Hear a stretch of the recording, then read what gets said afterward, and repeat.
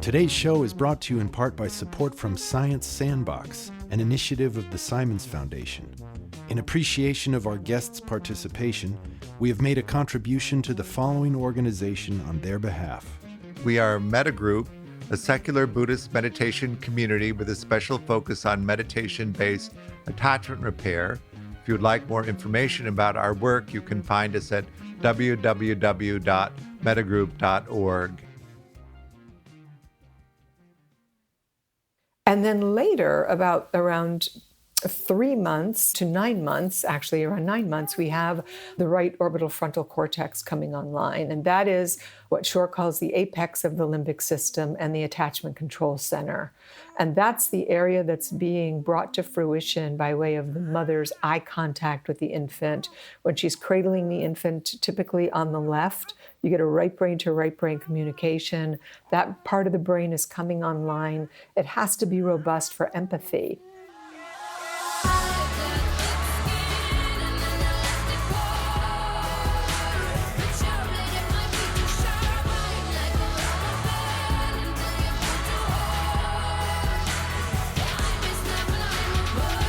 Welcome to Sing for Science, the show where musicians and scientists talk about music and science.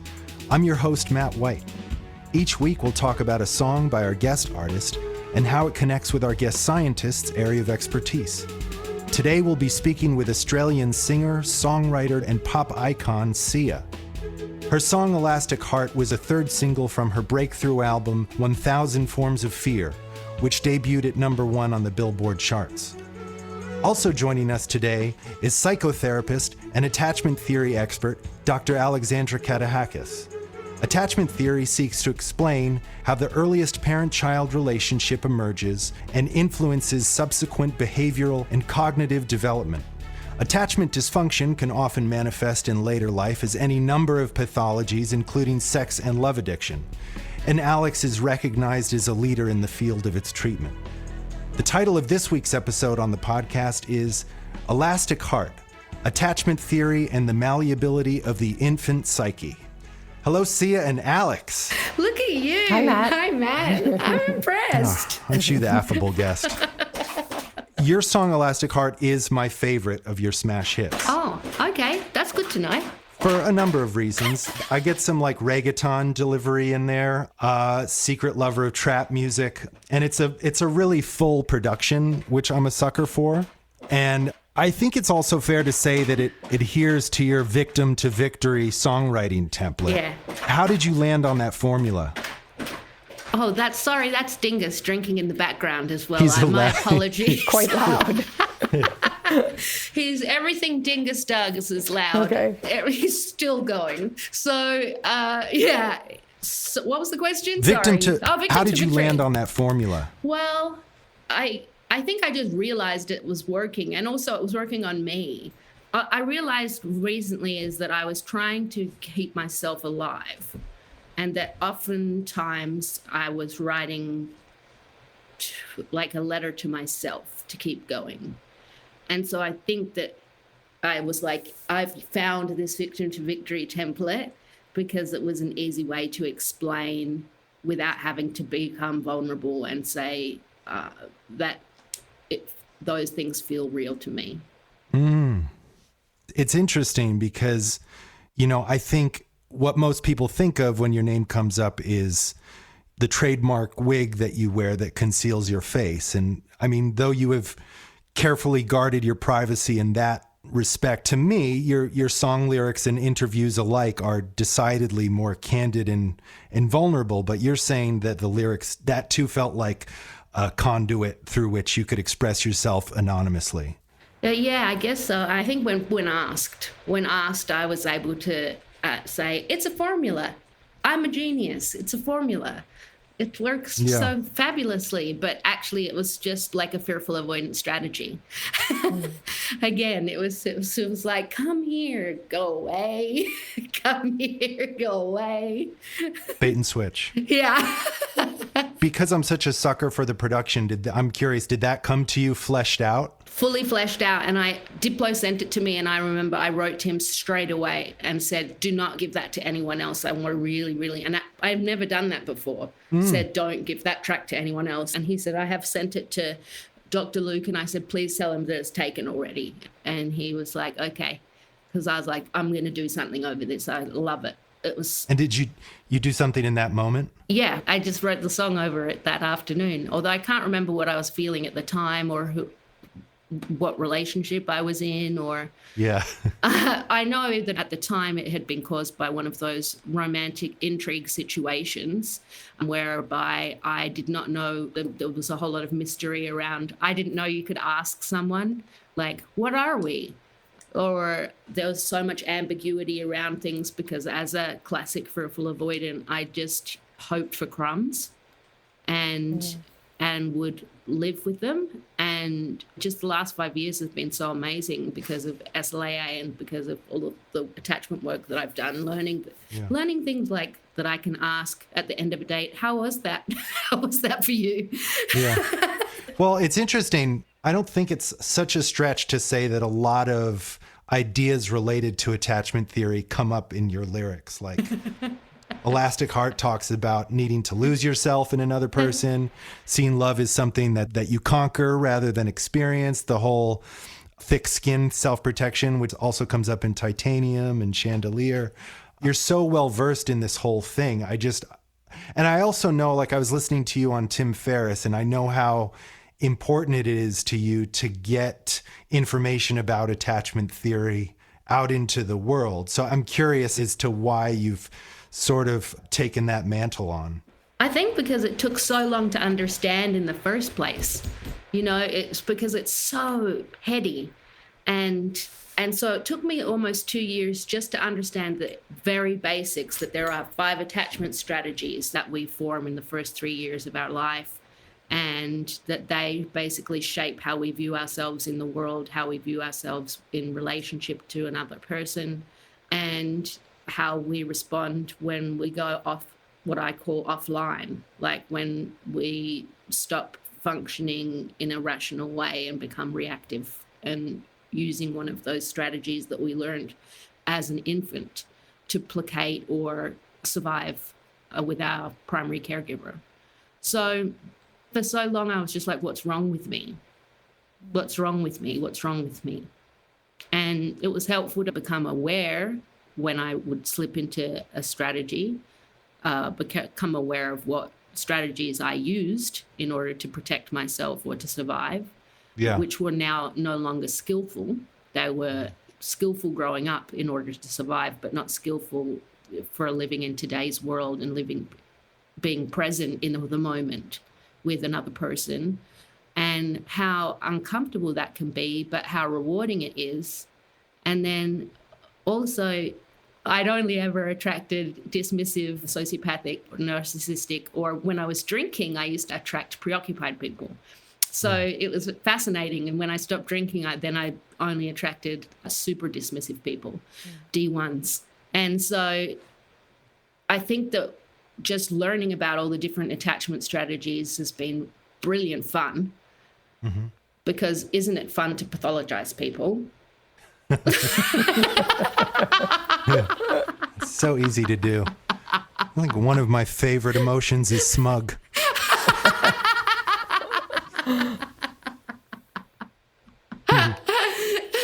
And it just made me feel like I understood a little bit more about life, what was happening. Like, well, I don't know, it just felt like, oh, I'm not in the dark. Like, this is something I can get with because it's science. Yeah. And as I understand it, you're not alone because it's endemic. Alex, when you and I first spoke, you told me that this is a problem that has gotten worse since the 70s and requires public attention. Yes. In the 70s, we had approximately 75% secure attachment in the U.S. And now it's 30. And today it's around 50 or below. Yeah. That's if you take out poverty, right? Sure. So when tasked, Alex, how do you introduce the concept of attachment theory? How do you define it to the uninitiated? Well, I think it's important to understand deeply sort of the neuropsychobiology of the developing human organism, and that developmental psychology and affective neuroscience studies infants and infant mental health and what's happening in the third trimester of pregnancy. So this goes all the way back. And these are biological directives. So it's not a personal opinion. There's no way to argue this if you really study what happens in the development of the human organism. So Bowlby first talked about, Sir Richard Bowlby in the 60s, about a secure base and attachment theory, which was more of a behavioral theory, that the child was seeking security from the primary caregiver, which is typically the mother. But in the recent past, as early as 1990, Alan Shore started talking about attachment theory as a theory of regulation. And so that means, is the infant being attended to by the primary caregiver? When it's upset, is it being soothed? Is it being fed? Are these happening in contingent and appropriately timed ways so the infant is getting its needs met? And prior to attachment is intersubjectivity, and which is co-created between the mother and the infant. And so we can only have a mind if we have another person helping to co-create or cultivate that mind, because the mind is in the body mind. We're just not these talking heads. So this is a bit of a digression, but if you've ever seen torture victims, on TV, whether it's on 60 Minutes or a news clip or something, they'll tell you that they, quote, lost their minds because their bodies could not tolerate the amount of assault that was coming at it.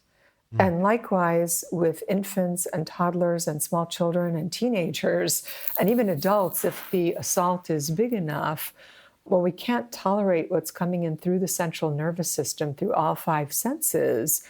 Our higher cortical functions uncouple from our lower cortical functions, from subcortical and down into the body. And that's when you get dissociation, high levels of dysregulation, or babies that are disorganized in the way Sia is talking about. So could you actually just give me a quick review on parts of the brain? What is subcortical, like just the different parts of the brain? Well, when we're born, we have a body. So in the beginning, there's the body. And the body is organized by way of the autonomic nervous system, because we have three nervous systems. We have the enteric nervous system, which is our gut and our viscera, the autonomic nervous system, which organizes the body, and then the central nervous system, which is the brain and the spinal cord. So an infant is born with a body and the amygdala, which is the subcortical center of our brain that's highly emotional. It's where we register fear, also experience love, but it is not concrete in its thinking. So the infant is laying down memory in tracks in this amygdala, specifically the right amygdala. So the mother's face, if the mother's face is angry, if she registers disgust, that is not the kind of memory we associate with the hippocampus, which is declarative. It's what we call implicit or unconscious. So we register it and we feel it in the body. Yeah, okay. So you speak a lot about the neurochemical development and how that is affected by early caregiving. Could you tell us about some of that and how that figures into attachment theory? Well, sure. I mean, when you have a mother who is secure, what Winnicott called a good enough mother, because a perfect mother would be weird, right? There would be no ruptures, no repairs. We wouldn't learn to tolerate no in the world. Yeah. But when the infant, and typically more the toddler, is starting to reach these highly valenced, excitatory states, and you see this in babies, certainly in infants, but more around 3 months when the cingulate is online. And there are shared pleasure states and recognition, like the baby recognizes the mother or the father, their face lights up. Typically, the mother, and again, the primary caregiver, sees that highly valent state and she amplifies it. And there are these crescendos and decrescendos. So a good mother is amplifying those play states. And when the baby's had enough, because their nervous system can only take so much, the baby will start to downregulate and the mother goes down with the baby. And this is building capacity for pleasure. And these are high dopamine states. These are excitatory states that you see in the infant. And that dopamine tone is necessary. You can feel it in the body. If you've ever given somebody a hug and they're just kind of collapsed, right? They don't meet you back with, their striated muscles, like a tight, good hug. That person is often depressed, dissociated. They've got low tonicity in the body. So that excitatory state is necessary for shared pleasure. But also, you don't want to keep the baby or force the baby into that state because that's going to get them dysregulated. And then you could create a very anxious child over time. So the instinctual parent is riding these nonverbal waves, what we call a paralinguistic or a conversation, a proto-conversation. So it's all happening without words. Yeah. And we know that 65% of communication is nonverbal. But so much communication takes place between us as adults, as lovers, as friends, in the realm of the nonverbal, what we're feeling between each other, the contagion of laughter. And this is also a part of what's been so horrendous about COVID and all the isolation last year, is that we haven't had this excitatory connection with each other. Yeah. And when you talked about down-regulating, is that have something to do with the sympathetic or parasympathetic systems? Yes. So the sympathetic system is excitatory, and that's our fight or flight system. And so when we're in danger, we're either going to fight or we're going to run. And that's designed for survival. And when children are abused in whatever way, whether it's neglect or abuse, they oftentimes don't have the opportunity to run or to fight back, which leads to, moderate to severe dissociation. If right now there was an earthquake, since we're all in California, we wouldn't stop and think about or say to each other, do you think we should we end this conversation now? We would just get up and run, right? Because that's how the organism is set up. If we're in too much distress, if the child's in too much distress, it's crying, nobody's coming to its aid over and over again, it's not being soothed, then eventually the crying stops because the parasympathetic system tries to down-regulate the sympathetic system. And when it can't, there's a freeze state. And where there's a freeze state, you no longer have adrenaline and dopamine. Now you've got noradrenaline and you've got opioids washing in, which is an analgesic that prepares us to die. It's called limbic shutdown? Yes, that too. But autonomically, it is the parasympathetic and the vagal brake shutting everything down. And if you think about being tortured, or if you're a cave person and you're on the savannah running and you're trying to outrun the lion and eventually, it's catching you and you're out of breath and you can't run anymore, at some point you're going to freeze and those opioids wash in so that when it eats you, it's probably not as painful. Would be my guess. I've never had the experience, but I'm pretty sure that's how it works. Yeah, go on. And the cortical uncouples from the subcortical. So there's no thinking anymore. It's just, you're just in a purely animalistic state. It's so phenomenal because that's described exactly how it used to feel when I would text someone who had captured my projection. So someone that I had decided was going to be my romantic primary attachment partner, let's say. Right. And if they weren't texting me back or I couldn't get a hold of them, and my brain, because I didn't have that, like the caregiver coming, and I went into limbic shutdown so regularly that my adult body would experience the exact same feelings as the infant. And I would have all the same neurochemicals dump into my system. And I'd think, why do I feel like I'm dying? Oh, wow. And it was so fascinating to find out that my body just would mimic the exact experience it had with this projection, this person who'd captured my projection. And to realize, okay, I'm not crazy, I'm not sick, and I have an attachment injury. This is something called object constancy, which I learned about. Right. And maybe you could help people understand what that is, because to understand what that was so relieving, because I thought, oh, I'm not a crazy person, a crazy girl. Right. And I think that's important, is that, these are not just psychological issues. They are neurobiological constructs. You're not just a crazy girl.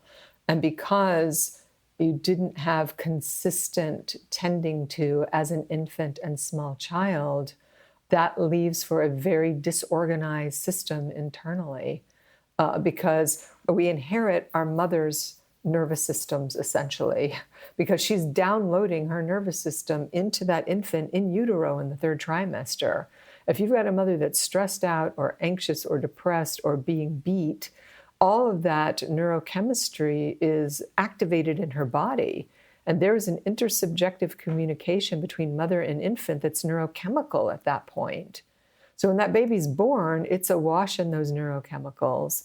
And then her capacity to be able to take care of or regulate that infant is what is being transmitted to the infant. So there are our genetics and then our epigenetics, which is the impact of the environment on the genes. So, and those genes will express depending on what the environment is doing in that moment. So when you think about an environment for the evolution of a secure baby, you need a high level of synchronization between the mother and the infant, right? Eye contact. Attunement. Right. The tone of her voice, touch, gesture, all of that is the nonverbal conversation taking place between the two. And if she's not exquisitely attuned to that infant, there are going to be problems, because the infant requires that in order to start to come to fruition.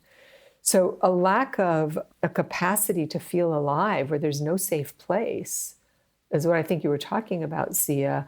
And because there was no safe face, there was no safe other there for you consistently. It was inconsistent.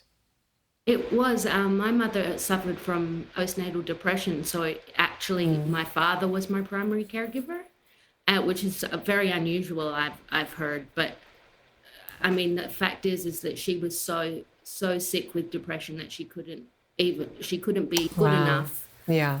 So Dad had to step in, and I mean, my dad was psychotic. So, and I say that laughingly, but is that true? Was he really? Yeah. Oh, yeah. Okay. So it was terrifying. Of course. Now I can see, when I have communicated with him as an adult, I'm like, I can only imagine what that was like for an infant. Yeah, well, impossible, because what Really happens, scary. there's a pervasive and chronic sense of non-being. There is no self able to develop there, because you've got an empty self that's matching that infant. And the core self is formed in these early months. And without that core self being formed, you're going to get into trouble. And that is comprised of, the amygdala first, as you said, and then it moves up to the insula, the cingulate, and the right orbital frontal. But that core self is crucial to stability. And it's only later that a subjective self starts to form, really, again, around the 9-month period, where I have a sense of myself in relation to other. But as an infant, there's none of that. To what degree is an infant a blank slate? I would say it's largely completely a blank slate. And so the argument about is it nature or is it nurture, I think, has long been solved, that it's both. And every child has a different disposition. Again, we have different genetics, but if I'm genetically predisposed to something that's a weakness, but I've got a caregiver that can circumvent that somehow, I'll probably be okay. Okay. One thing that I heard, who's the guru in this field? Which field? Dan Brown? No. God damn it. He's from Eastern Europe. Gabor Mate? Yeah. He's not. He's the guru in the field of addiction. Okay. He was saying that there's no identifiable gene for mental illness. Is that true? Yeah, I don't know about that. I just know that these early communications are the core of all psychopathology. And so, again, if somebody has a predisposition, let's say, to schizophrenia or bipolar disorder, if they have a contingently, appropriately attuning parent, they may not have as much difficulty in that area. Or if it's strictly a genetic situation, they will.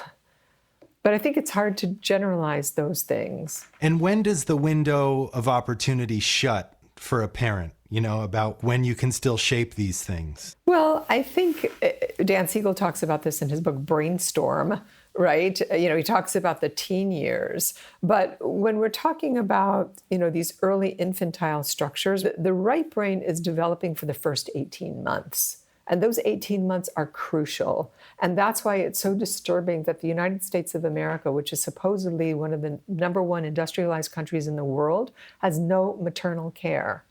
No maternity leave, no maternal care whatsoever. We have people dumping infants 2-3 months old into daycare with multiple caregivers. I mean, it's actually criminal what we do to our children in this country and our mothers. And that's one of the main reasons we have this slipping in secure attachment, is because we don't have support for mothers and fathers. I mean, even in France, the fathers get, I think, 3 months paternity leave. Yeah. Right? And they provide them with, bus passes and, help all the in way Iceland, around. they get 6. Imagine that. Wow. Speaking of France, I've got this half-baked theory that I want to run by you. Okay. Yeah, go. Okay. So before my first daughter was born, someone suggested I get this book called Bringing Up Bebe. Are you familiar with it? I don't know that book, no. It's about an American woman who has a baby. I think she has the baby in Paris, and she's horrified at how American babies behave in comparison to French babies. French babies are far more agreeable, and adults have these independent lives. And the book kind of becomes this platform for the philosophy of this New York-based French pediatrician, okay? And said French pediatrician has gone on to spawn this constellation of practices in the city. And incidentally, I brought my first daughter to one of these practices, and they're heavy on sleep training and things like this. And at a certain point, and I read the book and I got what it was saying. These French families can stay up and have wine and late dinners, and the children don't bother them. And American children are needy and they rule their parents' lives and stuff like this. And don't get me wrong, this practice was great. We got a lot out of it. However, at a certain point, when they kept harping on this, the kid is walking all over you, you've got to assert yourself more. It occurred to me that though French babies may be more agreeable on the whole, French babies turn into French adults who, in my experience, tend to be some of the more disagreeable people I've met. Right. Well, that may have more to do with the culture than how they treat their babies. Because I recently heard David Whyte, who's an extraordinary poet, talking about the French and about how they're very, very precise with their language. And they get offended if you don't use precise language, and how different that is in maybe more Latin cultures. And so that level of precision is baked into the language and the culture. So it may have more to do with that. Okay. Than anything. That's fair. How about, can I ask you, Matt, with the sleep training? Yeah. Because I know that there's ways to do it that aren't damaging, and there's ways to do it that are severely damaging. Yeah. So my hope is that this way was not the damaging way. What did you get to the point, the 7 phases? Correct me if I'm wrong, Alex.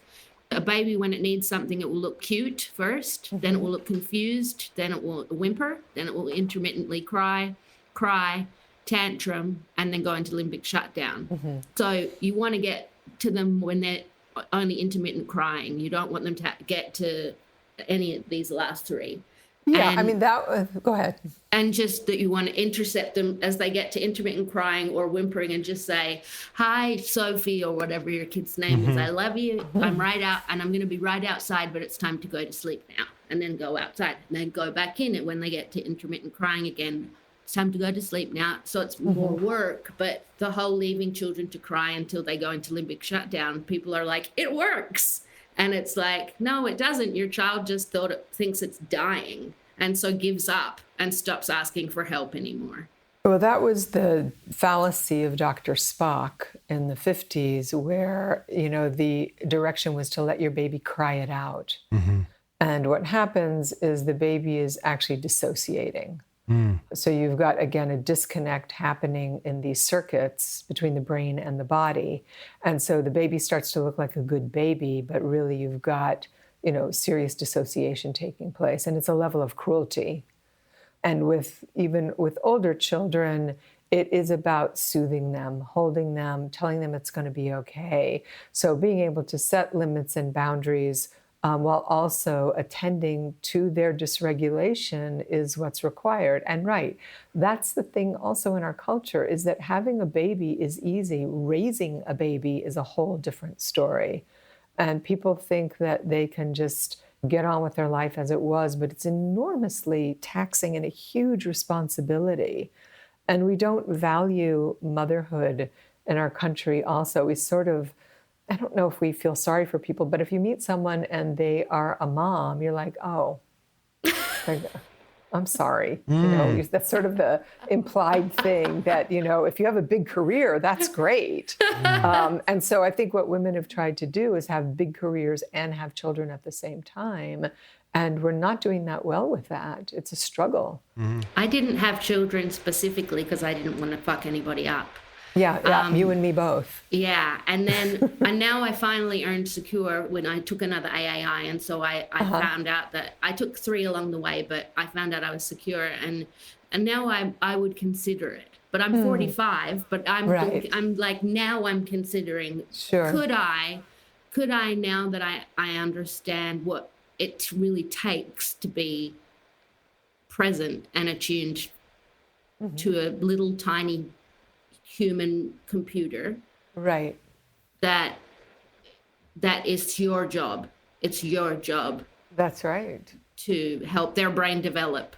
I'm really interested to hear about testing, and also something I've heard you talk about, attachment repair. I mean, first, I want to answer your question, which is, I think we tried to adhere to the method of periodically going in. I mean, the disposition of my eldest daughter is such that would just really get her going again. So in truth, I don't know how well we did it. I don't know when, she would fall asleep, and I don't entirely remember how that went. The plan we were trying to follow was the go in and try and soothe them, but it just didn't work. It just kind of kicked up the tornado again with her. It's a very controversial thing, and one that is hard to do perfectly, obviously. Right. I can't even imagine. And as I'm sitting here as a woman without a child who's all misjudgy about sleep training, and I'm like, that's not fair. You've never been kept up all night or 3 nights in a row by a child. No, for sure, that's part of it, and you don't come across as such. And actually, what I was trying to lead you into saying earlier was something I heard you say on Tim Ferriss, which was that the reason why you want people to know about these things is so there's less psychopaths in the world. Yeah, I would love that. That would be amazing. And because I know that it creates some of the just most harmful personality disorders, borderline narcissistic and antisocial personality disorders. And so, these are neglected children. There was one moment between me being a psychopath and me getting the care that I needed. Might have been one day. Yeah. Where someone came and picked me up, and that was the line between me becoming a sociopath and me being a disorganized, unresolved, fearful, scared, avoidant person. Because John Bowlby talked about that. He said that it was the cook that attuned to him, because he came from a very privileged family. Wow. So, there's always a cook. There's always one person. My grandpa. Dan Siegel says all we need, is one secure attachment figure, because those structures and functions will become blighted if the child is not getting the input it needs, through the face, through the body, through the olfactory, through the auditory. And it's just extraordinary, Sia, that somebody, was there for you in the midst of this chaos.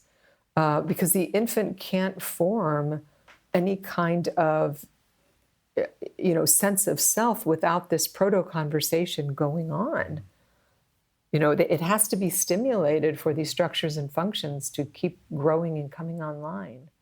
I mean, look at what happened with the Romanian orphans. If you remember that, the Romanian orphanages. Can you tell us about that?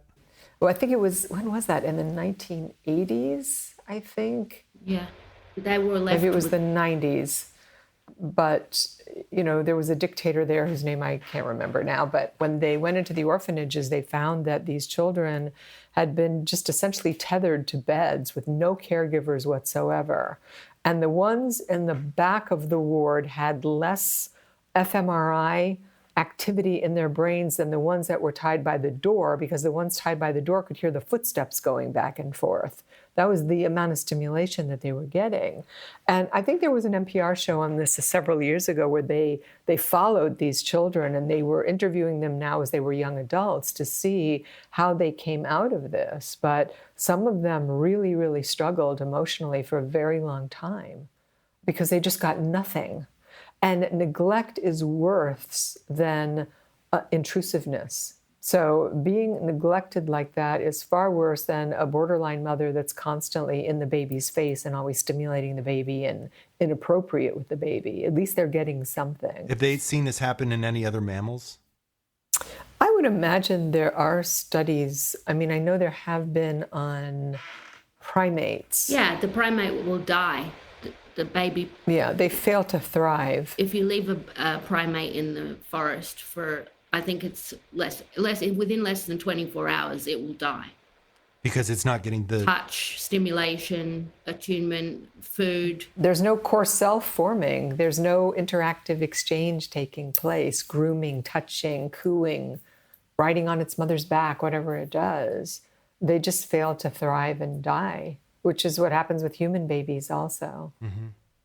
You're talking about following the Romanian children. What do we know about possibilities for redemption? What about attachment repair? Well, I think Sia is a living, breathing example of attachment repair.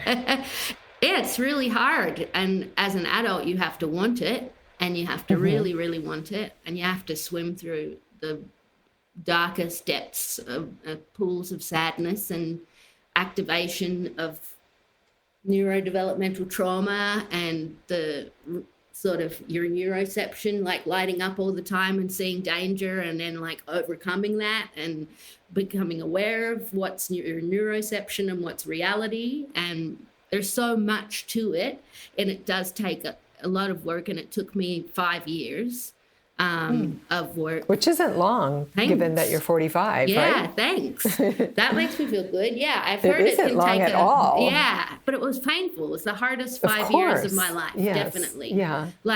And now it's very interesting because all I wanted to be was to be secure, and now I'm very early in my security, and I'm like, this is boring. Right. Addiction, addicts love their addiction, right? But I think that's what we see, is that people end up as addicts, or, in prison or criminally insane or what have you. This is all mental illness, for the most part. And so my expertise is not in infant mental health. It is in sex and love addiction. And so when we, see adult women and men that are love addicts, those are profound attachment disturbances from early on, pre-verbally. And it's looking for love in all the wrong places, as the old song goes. Like anywhere at all. Anywhere, right? Anyone will do, anywhere. It's like Dr. Seuss. Yeah. Are you my mother? Are you my mother? Yeah. Are you my lover? Yeah. Right? So that intensity gets confused for intimacy. And people repeatedly choose bad people because they're replicating what they got and what they can tolerate. Sia was talking about crumbs. So if someone's listening and they identify with what you've described, Sia, as your experience with your family of origin, Yeah. and they also identify as an addict or having hang-ups to varying degrees. What steps can they take towards healing? Well, personally, I did a lot of meditation, and I worked with the Meta Group in Los Angeles, and that's George Haas, who is the meditation teacher at the Meta Group, and they are a attachment repair focused meditation center, and that's how I learned everything I know. And I know sometimes I've misquoted things, and so I always just deferred anyone who was interested in attachment repair to get in touch with them. They have a bunch of people that you can start seeing either remotely or not remotely. And there's a new thing that is making it faster. If you want shortcuts, which don't we all? Yeah. Shortcut to security is called Idealized Parent Figure Protocol. So they're doing a study into that right now, but there's really good data on that, and it should there should be a couple of good proof studies coming out about IPF, Idealized Parent Figure Protocol. It's a therapy? Yeah, it's where you basically imagine the perfect caregivers, like perfect for you, and you go back in time to any of your traumatic events, and they arrive just after the traumatic event, and they give you the care that you needed, and then they can arrive before the traumatic event and prevent the traumatic event from occurring, and come and swoop you away and give you the care that you need. And your brain doesn't notice the difference between reality and fantasy. So you can heal some of those moments by creating the ideal parent figures inside of you, self states, I guess. And you have to come up. It's really hard to come up with what do I need? What would I need in that moment? What would have helped me in that moment? Because when you don't get it, you don't know what you're missing, and you don't know. But if you just allow your mind to explore, usually a secure solution will pop up. And otherwise you can have guidance from anyone who's helping you. And it's a protocol. And I like protocol-based therapies because then you're not relying on a person, because we're also fallible. Yeah, attachment theory is just based on science and based on reality. And I like that IPF is based on a protocol, and that you can apply the protocol. Anyone can apply the protocol, and they can still get good results. Yeah. Okay, cool. We've got a couple more minutes, but anything else that we should talk about? Anything either of you would like to make sure that you get across? Well, I would like to thank you, Alex, because I was suicidal after my divorce. Just severely, bad. It was really bad. And and I listened to your webinars, the Mirror of Intimacy webinars, and I shared them, even though that's not 12-step approved. I shared them. I got in trouble at meetings for sharing them because they were not 12-step approved, but they should be. And I wrote a letter to the 12-step Academy saying this should be part of the approved reading, because That's so sweet. I didn't know you were my publicist. I had no idea. I have so many people who are sponsees or who are just fellows in program who you have now saved their lives or their relationships because they went to see you because of the web, just because I had them listen to the webinars. Because the things that you explain on there are, if you're secure, you're going to know how to behave. You know how to behave. You know what's typical, and you know how to ask for your needs to be met, and you know how to negotiate in a relationship, and you know what's fair and reasonable and what's not, what's healthy, what's unhealthy. When you grow up with an attachment disturbance, you have no idea what is normal. You don't know what a normal relationship looks like. And so your webinars were so helpful. Like even just saying, I remember one of your webinars, you talk about someone putting your husband putting his shoes in the way all the time. And And eventually you saying the consequence is I'm going to sleep in here until you can learn to put your shoes in the other room or something like that. I can't remember, but I remember I was like, oh my God, you can ask for somebody to move their shoes. I just remember like that was a reasonable request. It wasn't an unreasonable request or something as simple as of that well, story. I think it was about how you figure out whether something has you out of your integrity or it's a negotiation you can make. Like, what does it really cost you to move your shoes? Yeah. For the good of the whole. And the dry cleaning. Yes, you had another one with the dry cleaning. Like, even though it will make you late, it's obviously very meaningful to that person. So what's the cost? Just basic stuff I learned. So much basic stuff that I learned by listening to the Mirror of Intimacy webinars. Well, thank you. Yeah, thank you. That's heartening, and I appreciate it. Seriously. Yeah, and I guess I just want to add that for those people that struggle with sex and love addiction, to understand that you're not a bad person, you're not immoral, you're not dirty or broken, that it makes good sense that you're doing what you're doing, because these are adaptive strategies in the brain and in the body, and that there is help, that you can get help in 12-step fellowships. There are lots and lots of people treating this problem today, and that you're really just replicating what you know. And typically, sex and love addicts want to connect so deeply, but they don't have the capacity for it. So they choose people that are their equal in large part. Water seeks its own level. And this painful feeling of I want more than this, but I can't get it, is probably the biggest clue that it's time to get help. And so don't feel shameful about getting help. There's lots of help out there today. And you can change your life. And it's free, and it's a 12-step program. Right. That's the best part about it. But it's got a terrible name. I just wish that we could call it healthyrelationships.com or something. Because, it scared me off. Of course. When Dr. Drew was like, well, have you ever thought that you might be a sex and love addict? I was like, absolutely not. In no way am I. Right. And then I spoke to you on the telephone. I was like, yeah, I don't think I am one. And then I think later I was like, oh my gosh, I must be one, because I went to a meeting and I was like, oh, everyone's telling my story again. And then I came to try and meet you for a meeting.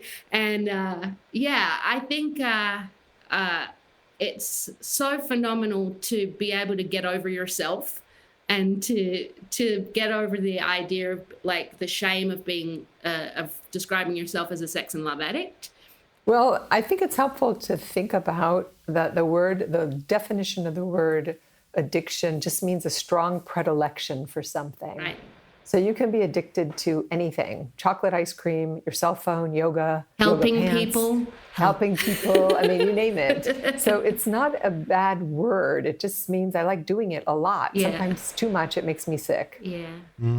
It's true. That's a good one. There's lots of help out there, and it's available to everyone. Thank you, guys. This has been so tremendous. Yeah, I love you. I love you. I've known Matt for a long time. Oh, you have? Yeah. I didn't know that. Mm-hmm. So long time, from maybe 15, 16 years. Yeah, Wow. I remember the first night I met Sia. I had a new band, and I was playing in LA for the first time, and someone came up to me and they said, we've been invited to Sia's house to go hang out with Pantera. And I thought, holy shit, I've arrived. This is it. I'm playing in Los Angeles, and I'm going to the Hollywood Hills to hang out with Sia and Pantera. We go up there, and then Sia comes flying around the corner in like a superhero costume, and right behind her was a miniature Doberman named Pantera. That's great. That's a great story. And you've been fast friends ever since. Yeah. That's lovely. Well, thank you, Matt. I really appreciate that you invited me to have this conversation, and really wish you well. This is an exciting project that you have going. Thanks so much. I appreciate it. Super cool. I love you both. Oh, thank you. I was going to say, I love you both too. I love your humanity, even though I don't know you. So I can say that too. Thanks for all your help, even though it was remote. Right. And yeah, you're amazing. You've helped so many of us. So thank you. And Matt, you've helped so many of us too. Same to you, sister.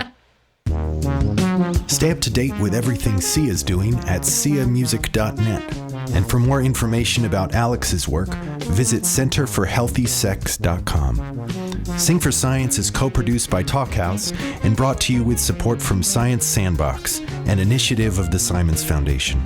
Our music is by Panoram, media by Otavia Media, and press by TCB Public Relations.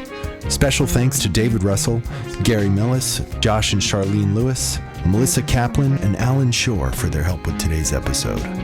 Please be sure to subscribe to Sing for Science on your podcast platform of choice and follow us on Instagram, Twitter, and Facebook at Sing for Science. Thanks for listening.